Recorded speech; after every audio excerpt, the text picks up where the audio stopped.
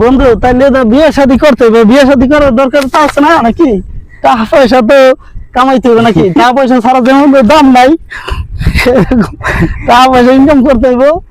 শাশুড়ি মায়ের কাছে কিছু একটু চাইতে হবে, যে আমরা মানে ফিউচার প্ল্যানের জন্য। তো শাশুড়ি মায়ের চিন্তা ভাবনা করছি যে শাশুড়ি মায়ের কি করা যায়।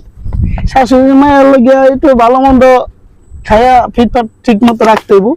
কারণ কি বিষয়টা হইলো যে বর্তমান যে সমাজ, মায়ের তো চাহিদা বেশি, তাই না? কথা হইলো চাহিদা বেশি, এর চাহিদা পূরণ করতে তো অনেক কিছু করা দরকার, তাই নাকি? এই জন্য আর কি চিন্তা ভাবনা করতেছি কি করা যায়।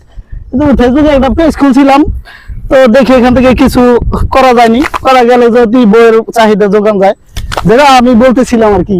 ঠিক আছে, আর কি করবেন বর্তমান যে পরিস্থিতি ভাই, সমাজের যে অবস্থা, ঠিক আছে, দেশের চাল চালান ভালো না, এই জন্য আর কি সময়টা খারাপ যাইতেছে আমার। দেখতে আছি কি করা যায়।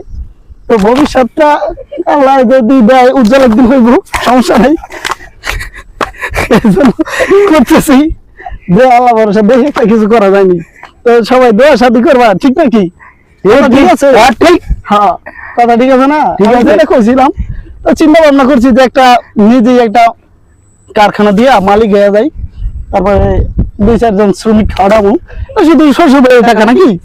হ্যাঁ ঠিক আছে না? জি জি।